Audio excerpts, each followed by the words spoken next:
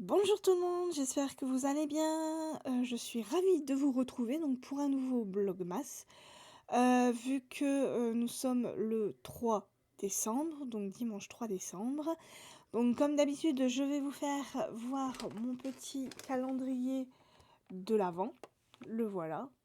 Donc nous sommes le 3, donc je vais ouvrir la case 3 qui se trouve ici.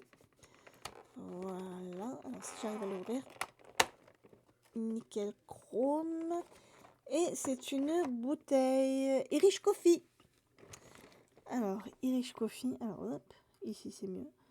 Donc là, vous le voyez, Irish Coffee. Alors, attendez, je vais poser ça. Je vais essayer de poser ça. Voilà. Par contre, vous m'excuserez 2 secondes, je vais la prendre en photo pour la mettre sur Instagram. Parce que je ne l'ai pas encore fait. Depuis que j'ai commencé le calendrier, et il faut que je le fasse. Alors, hop. Elle s'enfuit. Allez. Hop. Alors, la petite photo. Voilà. Voilà, comme ça j'ai pris la photo. Je pourrais la mettre sur Instagram. Donc maintenant, je vais manger ma petite bouteille d'Irish Coffee. Alors.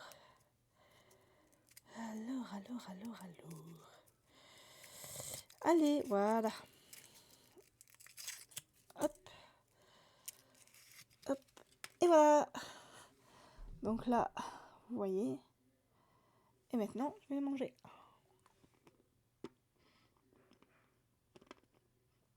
Mmh. Mmh.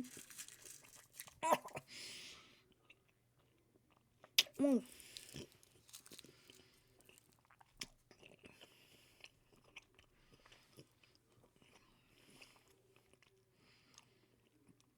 C'est très bon. Voilà, je tiens à le dire.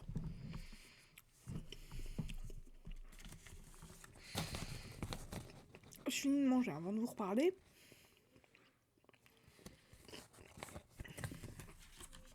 Voilà, donc ça c'est fait. Alors aujourd'hui, je vais vous faire une vidéo donc sur mes coups de cœur que j'ai eu depuis 2020. Voilà, c'est depuis que j'ai commencé mon carnet où je note. Alors attendez, je vais le prendre. Voilà, c'est ce petit carnet là en fait que j'ai où je note toutes mes lectures que j'ai faites. Donc ce carnet commence en 2020, vous voyez, en janvier 2020. Voilà, donc ça ici, c'était le début. Et en fait, ça continue, donc là, ici, jusque 2023. Vous le voyez, là, voilà. C'est tout simple. C'est un carnet tout simple que j'avais eu au Salon du Livre de Neulémine. Donc, ma première année, mon premier salon que j'avais fait, de ma première année. Et, ah, il a pas fait le focus. Allez. Allez. Elle fait plus le focus. C'est bon. Voilà. Donc, c'était mon premier carnet que j'avais eu au Salon du Livre de Neulémine. Mon tout premier salon. Et depuis, en fait, je note toutes mes lectures, donc depuis janvier 2020. Alors, bien évidemment, j'ai lu bien avant 2020, hein, mais je peux pas vous faire voilà, des années. Donc, j'ai pris ce carnet-là et j'ai pris tous mes coups de cœur et je vais tout simplement vous en parler. Voilà. Ça sera ça le thème de cette vidéo. Donc j'ai noté sur un petit papier donc tous mes coups de cœur et les mois où je les ai lus. Donc en premier, j'avais lu donc en mars 2020, j'avais lu Les Refuges de Jérôme Loubry, donc qui avait été un énorme coup de cœur pour moi. C'était le premier livre de l'auteur que j'avais donc qu'il avait édité et que j'avais lu. Que j'avais vraiment beaucoup aimé. Donc je vais essayer de vous raconter un petit peu l'histoire succincte. Je vais essayer déjà de m'en rappeler, ça serait déjà pas mal. Donc on est, si je me souviens bien, avec donc une femme qui habite en Normandie, qui va avoir un appel. Sa grand-mère est décédée et elle doit tout simplement aller vider sa maison. Sa grand-mère habite sur une petite île pas loin de la côte, en fait. Et elle doit aller donc sur cette île pour vider la maison, donc elle y va, hein, elle s'y rend, il n'y a aucun souci là-dessus. Et donc sur cette petite île, donc il se trouve un petit alors je sais pas si c'est vraiment un village, mais voilà, il y a des petites maisons, il me semble, si je me souviens bien, qu'il y a un petit bar, enfin bref, voilà. Et il y a des habitants, j'allais dire des animaux, des habitants qui sont, relativement, bizarres, voilà. Et donc elle va, aller dans la maison de sa grand-mère pour aller la vider et elle va se rendre compte que sa grand-mère a des drôles de choses. Hem Dans sa maison et surtout, elle va se rendre compte que sa grand-mère, comment dire? S'occupait, d'une colonie de vacances qui était, sur cette île. Voilà, donc il y avait un établissement où il y avait une colonie de vacances avec des enfants. Et cette, colonie de vacances, en fait, a fermé en 1949. Elle va trouver ça très étrange et elle va essayer de fouiller. Mais, quelques jours plus tard, en fait, on va retrouver cette jeune femme errant sur la plage, avec des complètement, déboussolée en tenant comment dire? Des paroles incohérentes, voilà, je cherchais le mot. Des paroles incohérentes et on va se rendre compte qu'elle a du sang sur elle et en analysant ce sang, on va se rendre compte que ce n'est pas le sien. Donc on va se poser beaucoup de questions et l'enquêteur qui va, tout simplement enquêter sur cette affaire, va tout simplement, donc poser des questions à cette femme et au fur et à mesure donc qu'elle va parler, on va se rendre compte, qu'il y a, toute une histoire, derrière ce camp de vacances d'enfants et par rapport à sa grand-mère et tout ça. Voilà et même par rapport à cette jeune femme. Ça a été vraiment une très, très belle histoire que j'avais vraiment beaucoup aimée. C'était un livre psychologique. Vraiment si vous ne connaissez pas Jérôme Loubry, si vous n'avez jamais lu cet auteur, lisez, au moins un livre de lui, que ça soit Les Refuges, que ça soit, hem, De Soleil et de Sang, que ce soit, Le Chant du Silence, que ce soit Les Sœurs de Montmort. Franchement, il faut au moins en lire un parce que du Jérôme Loubry, c'est du très bon.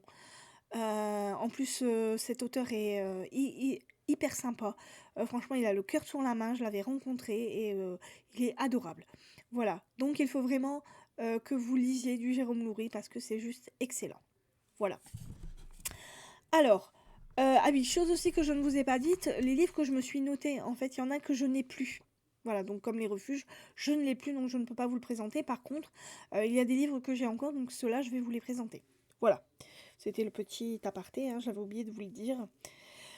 Alors, en deuxième, donc, j'ai lu aussi Train d'enfer pour Ange Rouge de Franck Tillier et suivi de Deuil de miel aux éditions. Alors, moi, je l'ai dit aux éditions Pocket. Voilà.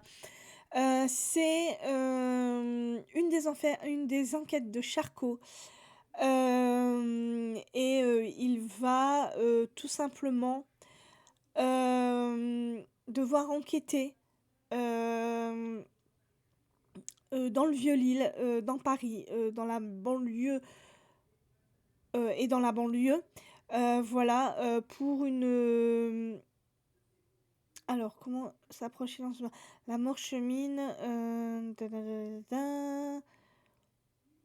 Oui, en fait, si je me souviens bien, euh, donc c'est sa femme, je crois, qui a disparu. Et il va tout faire pour essayer de la retrouver. Et voilà, et ça va le mener dans quelque chose d'assez sordide. Et en fait, dans Deuil de miel, ben pareil. euh, il va aussi enquêter sur une drôle de chose donc qui a rapport avec l'apiculture. Voilà, et voilà, et ça va être les deux premières enquêtes, enfin, deux des premières enquêtes de Charcot. Et là, on va connaître un peu plus sa vie. C'était un livre que j'avais beaucoup aimé, ça avait été un coup de cœur pour moi. J'avais eu des frissons quand j'avais lu ces deux livres, ces deux histoires. Et alors j'avais vite compris qui était le responsable dans Train d'enfer pour Ange Rouge. Voilà, ça avait été très très vite pour moi, mais toujours est-il que je l'avais vraiment bouffé ce livre. Voilà, même si j'avais compris pour la première enquête, par contre pour la deuxième, j'avais pas tous les tenants et aboutissements, mais mais ça avait été vraiment un très très bon Franck Tillier. Donc si vous voulez le lire, allez-y, n'ayez pas peur. En tout cas pour moi ça avait été un gros gros coup de cœur. Donc Franck Tillier, Train d'enfer pour Ange Rouge et Deuil de miel aux éditions Pocket. Alors le deuxième... Ah oui, je l'avais lu, pardon, excusez-moi. Je l'avais lu en avril 2020, celui-là. Alors ensuite, un livre que j'ai lu aussi en avril 2020, que j'avais beaucoup aimé, c'était Cléa, de Franck Leduc, aux éditions Nouvelle Auteur 2.2. Donc Franck Leduc, j'ai eu la chance de le rencontrer au Salon du Livre de Neulémine, pareil, hein, que j'avais fait dédicacer d'ailleurs, ici, la petite dédicace de l'auteur. Et en fait, j'avais adoré ce livre. Ça avait été encore une fois un coup de cœur. On est plus dans de l'ésotérisme, de la religion. On est à Rome, au Vatican. Il y a une messe, un baptême, une messe de baptême. Voilà, le pape Urbain XIV qui va être évacué d'urgence parce que il y a une mystérieuse jeune fille blonde qui a provoqué donc cette scène assez interdite. Voilà, et on va faire appel au professeur en théologie Adrien Sangat et à la journaliste Sofia Fariselli, donc qui vont plonger dans cette enquête un peu hors norme. Voilà, donc Adrian Sangat va rencontrer cette fameuse jeune fille blonde et il va lui poser des questions, il va s'interroger sur ce qu'elle, par rapport à ce qui s'est passé par rapport au pape, voilà, ce que les gens ont filmé par rapport à cette scène. Il va nous parler religion, donc il va y avoir des interactions avec la journaliste. Et ça avait été vraiment, pour moi, ça avait été super. Franchement, ça avait été une très très bonne lecture pour moi, un très très gros coup de cœur. J'avais vraiment beaucoup aimé. Je l'avais aussi bouffé ce livre. Voilà. Donc je ne peux que vous le recommander si vous n'avez jamais lu Franck Leduc. Donc Cléa aux éditions Nouveaux Auteurs.2. Ensuite, j'ai lu aussi en juin 2020, cette fois-ci, Un manoir en Cornouailles d'Ève Chase aux éditions 10-18. Encore une fois, un coup de cœur. On est en 1968. Donc on est dans un manoir qui est le manoir de Pencrow. On est avec les Alton et leurs 4 enfants, voilà, qui élisent domicile dans ce manoir en été. Et en fait, il va se passer un drame un jour avec la mère. Et on va se retrouver des années plus tard, avec 30 ans plus tard, avec Lorna. Attends. 30 ans plus tard. Oui, voilà, c'est ça.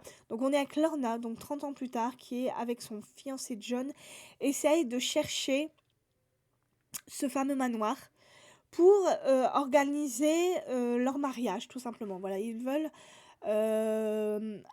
trouver ce manoir précisément parce que Lorna a des souvenirs assez vagues de ce manoir et elle voudrait organiser son mariage dedans, donc elle cherche des réponses à ces questions et voilà, et les secrets et les mensonges de la famille Alton, voilà, qui vont tout simplement rejaillir sur la propre existence de Lorna.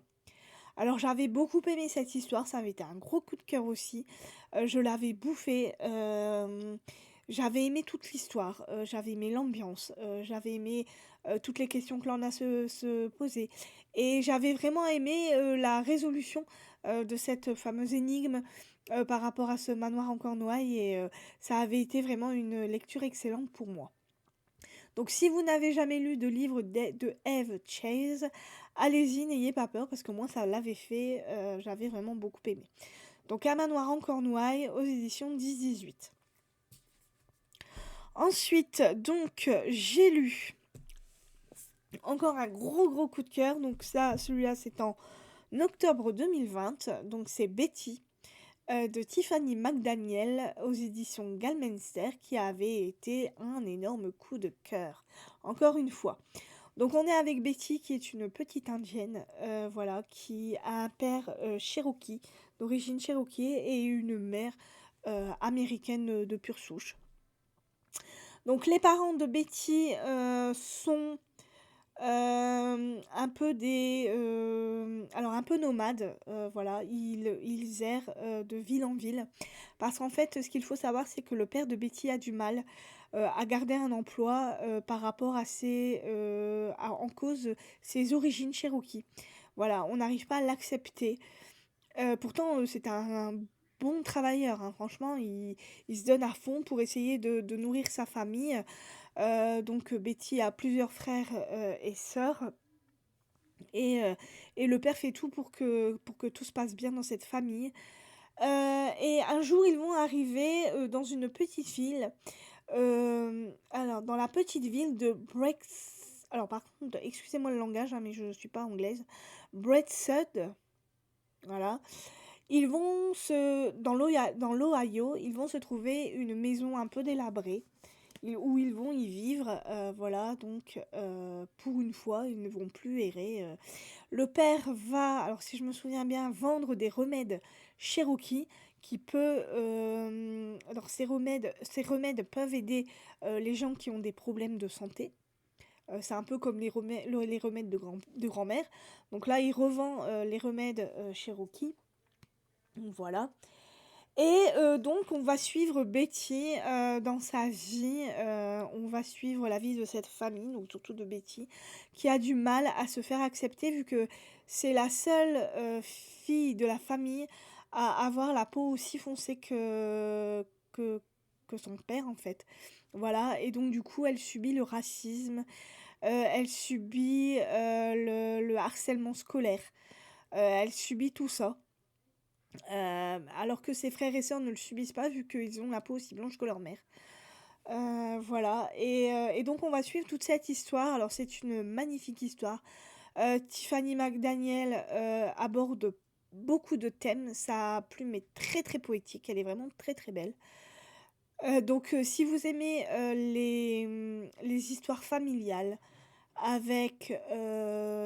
alors familiales non, fort noir, hein, parce que là, franchement, il y a même à un moment donné, donc si vous n'aimez pas la violence faite aux animaux, bah, surtout à un moment donné, il y a une scène assez affreuse avec des chats. Donc surtout, évitez ce passage ou lisez-le en vitesse et passez à autre chose. Ça a continué la suite du livre, mais voilà, faites très attention parce qu'il y a un passage avec des chats et il y a maltraitance d'animaux par rapport à cette scène, mais sinon, dans l'ensemble, le livre est juste magnifique. Donc, si vous n'avez pas encore lu Tiffany McDaniel, lancez-vous dans celui-là. Donc, Betty aux éditions Galmenster. Ensuite, donc, j'ai lu donc Entre Fauves de Colin Niels, que je n'ai pas là, vu que je l'ai revendu. Mais ça avait été aussi un gros coup de cœur pour moi. Colin Niels, dans celui-là, nous parle des affres du braconnage. Voilà, il nous parle de ça. Donc dans Entre Fauves, on va être avec une jeune, enfin un homme qui est garde forestier, voilà, qui essaye de protéger des ours des Pyrénées. Et dans un second temps, on va être aussi avec une jeune femme qui est une experte à l'arc. Voilà, elle est une professionnelle de l'arc, mais elle ne chasse pas des cibles. Là, elle va chasser des animaux sauvages, voilà, tout simplement comme des lions, des zèbres, voilà. Et on va suivre toute cette histoire-là et on va se rendre compte que l'histoire donc entre cette femme et le braconnier a un lien très très fort et on va suivre aussi, on va être aussi dans la tête d'un lion. Voilà, un lion solitaire qui va nous raconter toute son histoire, donc pourquoi il est devenu ce lion solitaire. Et en fait, ce lion va tout simplement être chassé. Et on va comprendre que l'histoire du lion, l'histoire de la jeune femme, de la jeune alpiniste, enfin avec son arc, et l'histoire de ce jeune garde forestier, ont tous les trois un lien entre eux.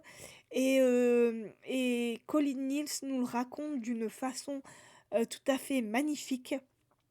Moi, je sais que j'avais adoré. J'aime beaucoup la plume de Colin Niels, qui a une plume très poétique, très très belle. Alors, c'est très lent, mais c'est juste magnifique. Donc, si vous n'avez pas encore lu de livre de Colin Niels, surtout, lisez-en au moins un. Je vais y arriver, je vais faire mes liaisons, tout va bien se passer. Et voilà, et c'était juste sublime. Donc, Colin Niels, donc Entre Fauves, que j'ai lu en novembre 2020. Ensuite, donc j'ai lu la trilogie Dans l'ombre de donc d'Arnaldur Indridason. Voilà, donc qui est donc Dans l'ombre, donc qui est le premier. La femme de l'ombre, qui est son deuxième, et ici donc Passage des ombres, qui est son troisième. Donc dans cette histoire, donc faut vraiment les lire dans l'ordre. On va être avec deux personnes. On va être en Suède, en Islande. Suède, Islande, Islande, il me semble. Oui, l'Islande, voilà. On est en Islande, on va être avec deux jeunes enquêteurs, Flovent et Thorson, qui vont enquêter donc sur des meurtres qui se passent sur cette petite île. On est en 1981, on est donc en pleine Seconde Guerre mondiale. L'Islande, qui n'a pas d'armée, doit se faire protéger par les Anglais et les Américains, tout simplement. Et là, donc, on va retrouver donc Flovent et Thorson, qui vont devoir enquêter sur plusieurs meurtres qui vont être perpétrés donc, sur cette petite île. Et on les retrouve dans ces trois très beaux livres, voilà, que j'avais vraiment beaucoup aimé. J'avais aimé les deux personnages et j'avais aimé les enquêtes en elles-mêmes. Elles étaient vraiment magnifiques. Donc, si vous n'avez pas encore lu de livre d'Arnaldur Indridason, surtout, n'hésitez pas à lire cette magnifique trilogie que moi, personnellement, j'avais adorée. Voilà, et ces livres sont aux éditions Point. Voilà. Ensuite, en juin 2021, j'avais lu le livre Le jeu de la dame de Walter Tevis aux éditions Galmenster, que vous pouvez aussi retrouver sur Netflix. Alors, je ne sais pas s'il y a encore sur Netflix, mais en tout cas, ils avaient fait une série, donc la série du livre, sur Netflix. Voilà, et alors le livre est superbe, le livre est magnifique. On y parle d'une jeune fille, d'une petite fille de Bess, qui va perdre sa mère. On est dans le Kentucky en 1957. Donc Bess va perdre malheureusement sa mère et elle va être placée dans un orphelinat à l'âge de 8 ans. Et dans cet orphelinat, donc on donne aux enfants des vitamines. Donc on les drogue, en gros. Voilà.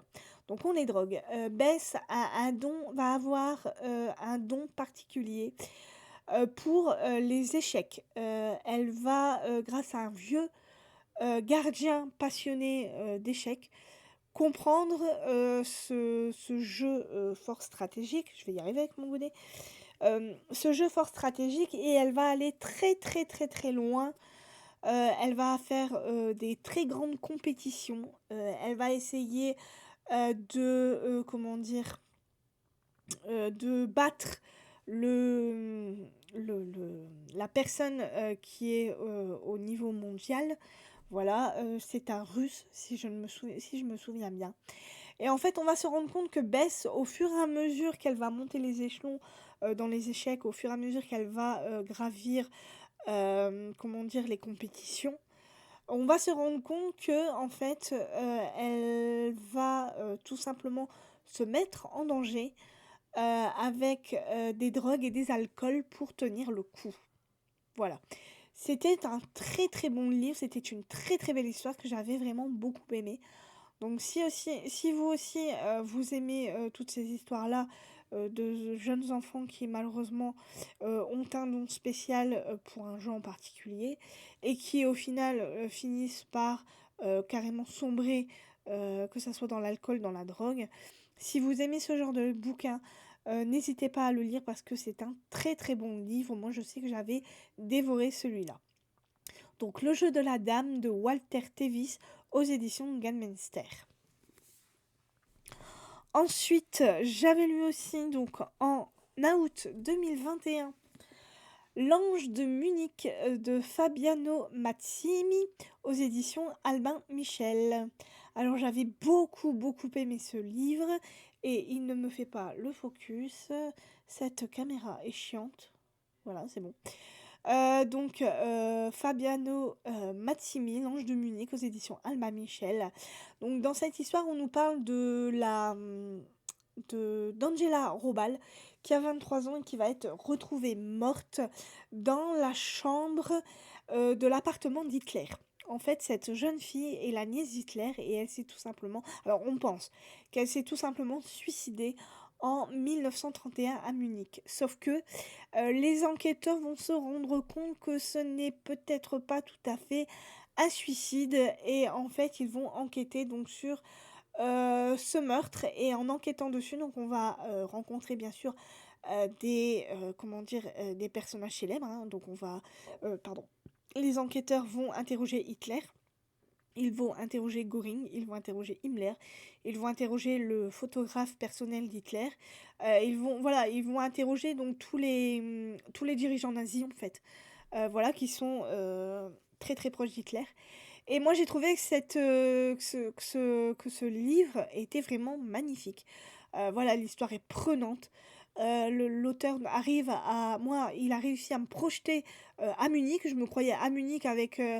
j'étais en train d'interroger Hitler, Himmler, tous les protagonistes nazis. Il a vraiment réussi un tour de force avec moi. Et j'avais vraiment beaucoup aimé cette histoire. Donc, si vous êtes intéressé par l'histoire et par cette histoire en particulier, n'hésitez absolument pas parce que Fabiano Mattime a une très belle plume. Donc, L'ange de Munich, de Fabiano Mattimi aux éditions Albin Michel. Ensuite, j'ai lu aussi Le Carnaval des ondes de R.J. Ellory. Que j'ai lu donc en octobre 2021, que je n'ai pas là avec moi vu que je l'ai revendu, mais toujours est-il que ça avait été aussi un gros coup de cœur pour moi. Si je me souviens bien de l'histoire, donc on est avec un jeune shérif qui va arriver dans une ville où il y a donc un magnifique cirque. Un magnifique cirque. Malheureusement, on va retrouver le cadavre d'un homme ou d'une femme, je ne sais plus trop. Dans ce cirque. Et ce shérif va se poser beaucoup de questions par rapport aux artistes du cirque. Donc il va enquêter. Et il va découvrir pas mal de choses par rapport, aux, aux instances du FBI. Par rapport à l'institution du FBI, il y a beaucoup de choses qui sont cachées. On va même retrouver... comment il s'appelle déjà lui? Le fondateur du FBI, celui qui a fondé le FBI, je sais plus comment il s'appelle. Mais bon, bref. Toujours est-il que ça avait été une très très belle histoire, j'avais vraiment beaucoup aimé. Donc si vous n'avez jamais lu de R.J. Ellory, surtout n'hésitez pas parce que c'est un très bon auteur. Voilà.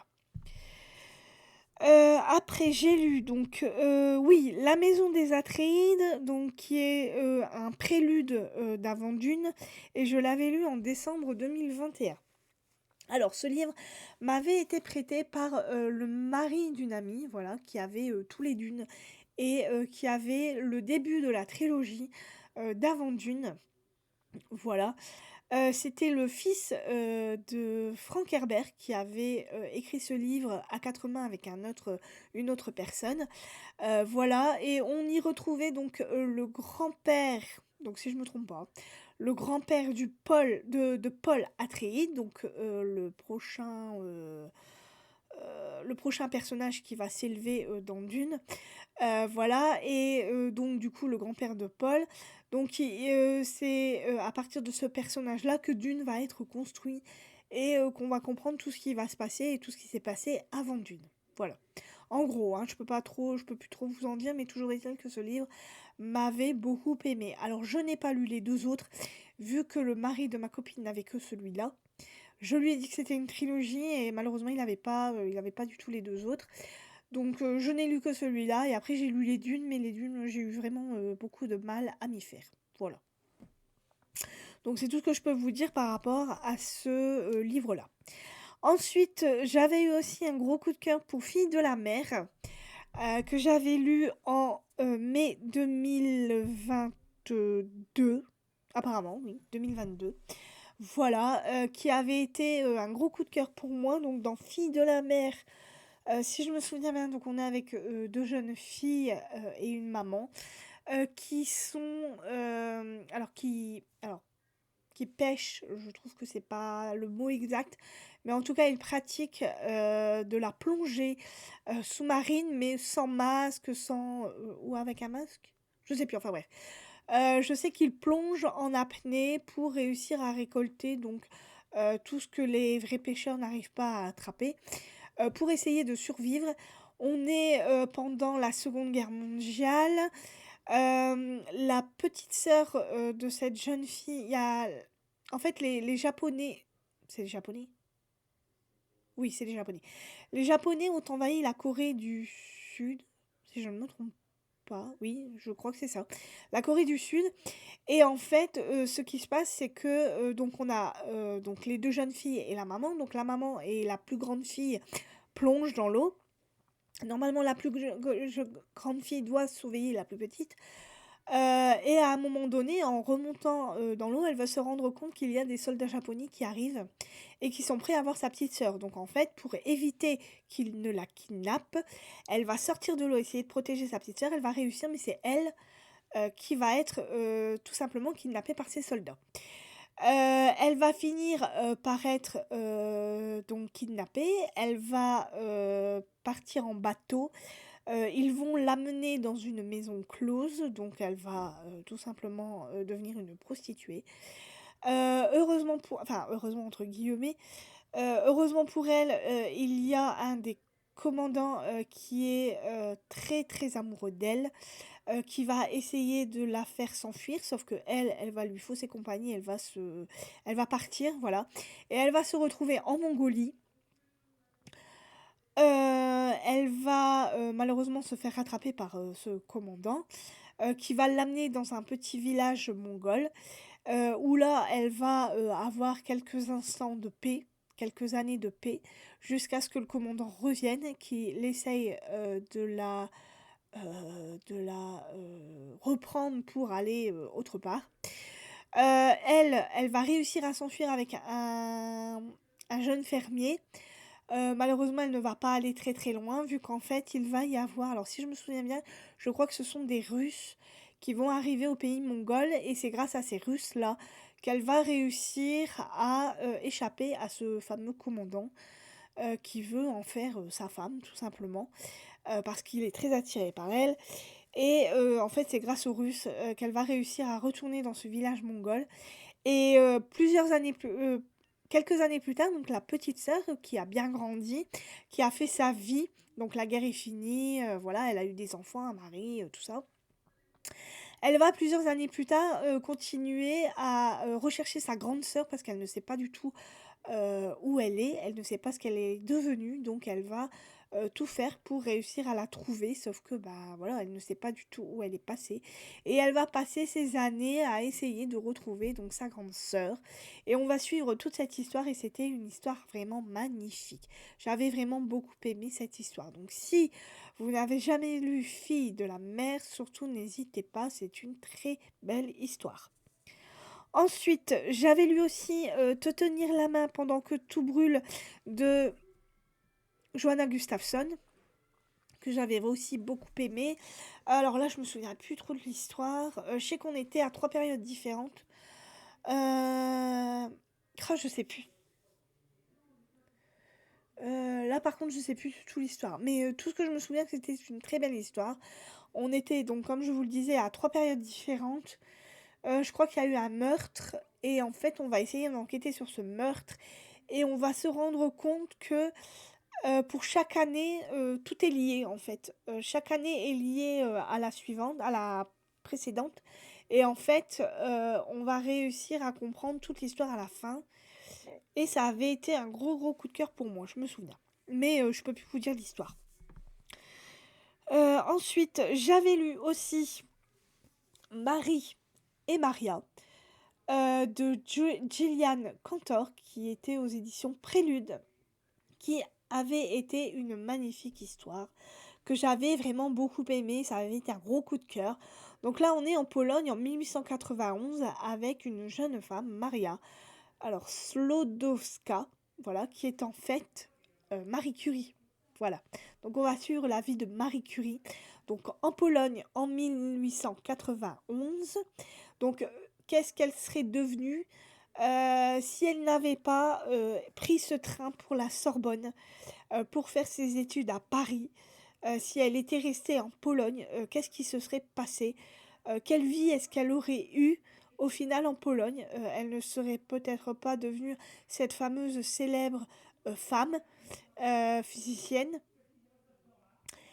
Et c'était vraiment magnifique. Moi, j'avais vraiment beaucoup aimé lire ces deux destins différents. Voilà, alors je connaissais un petit peu la vie de Marie Curie telle qu'elle était, hein. Donc après, elle a fait ses études à la Sorbonne, elle a connu son mari, elle est devenue très célèbre, elle a connu les deux guerres. Ça, il n'y a pas de souci. Mais je ne savais pas ce qu'elle aurait été si elle était restée en Pologne en fait. Et c'est ce que cette histoire va raconter et ça avait été une très belle histoire.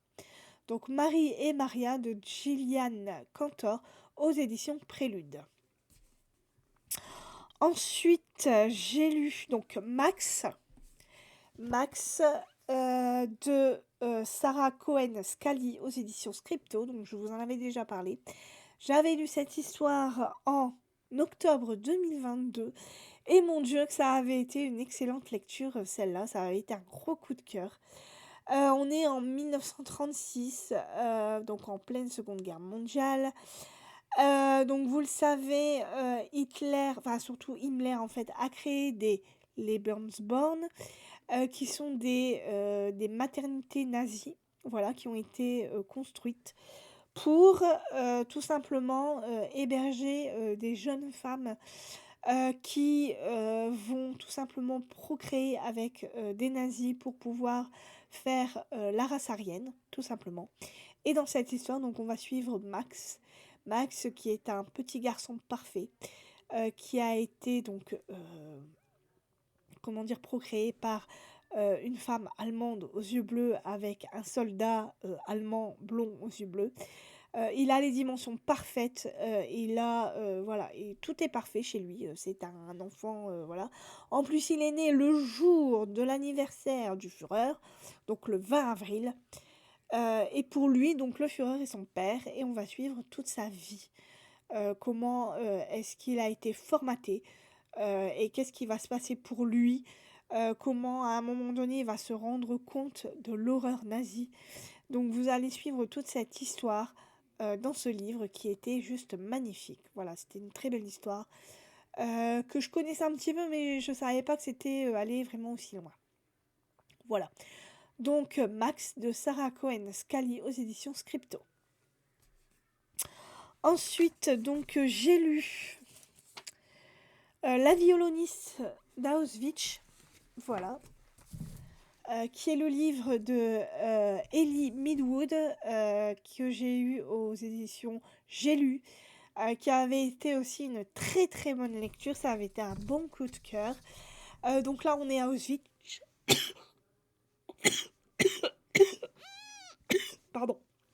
On est à Auschwitz avec Alma, qui porte le matricule 50381 et qui malheureusement va arriver à Auschwitz.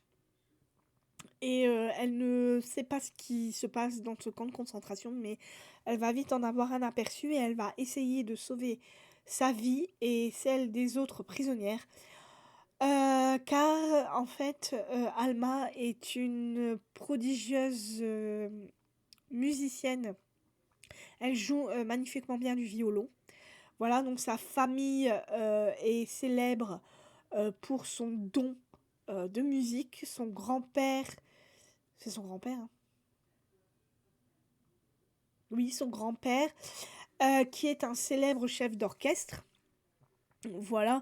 Et en fait, elle va se faire connaître dans le camp de concentration et elle va essayer par tous les moyens de sauver des jeunes filles en créant un orchestre à Auschwitz.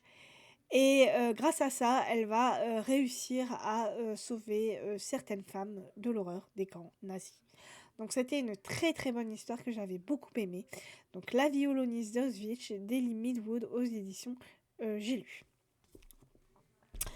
Ensuite, donc j'ai lu aussi, donc je vais y arriver, Forgery of Rose de Jessica S. Olson aux éditions Big Bang. Alors ce livre-là est un livre fantastique. On est avec Mira qui est une prodige, une artiste. En fait, ses portraits ont le pouvoir de modifier les corps. Et en fait, un jour,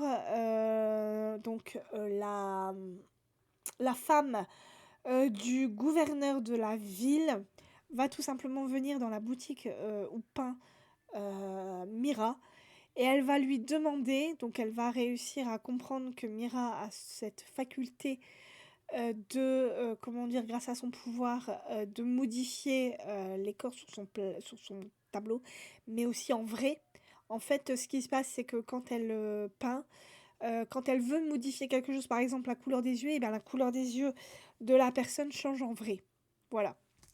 Et en fait, la femme du gouverneur va venir chercher Mira pour lui demander tout simplement de ressusciter son fils qui est mort. En le peignant, en fait, elle va vouloir tout simplement voilà, ressusciter son fils perdu. Et en fait, Mira va se rendre compte qu'il y a quelque chose qui ne va pas dans cette maison. Il y a beaucoup trop de mystères, beaucoup trop de secrets. En fait, ça va être une très belle histoire fantastique, un peu poussée vers le thriller. Enfin, peut-être plus vers le policier. Mais ça a été une très très belle histoire pour moi et le livre est juste magnifique. Il est encore nickel en fait. Voilà. J'avais vraiment beaucoup aimé cette histoire et je vous le conseille très fortement. Forgery of Rose de Jessica L. Olson aux éditions Big Bang.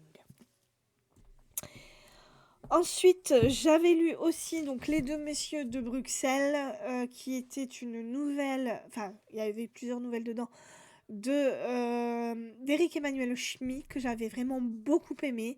Donc, si vous ne connaissez pas, lisez-le parce que la plume d'Éric Emmanuel Schmitt est juste magnifique. Voilà, c'est de la vraie poésie.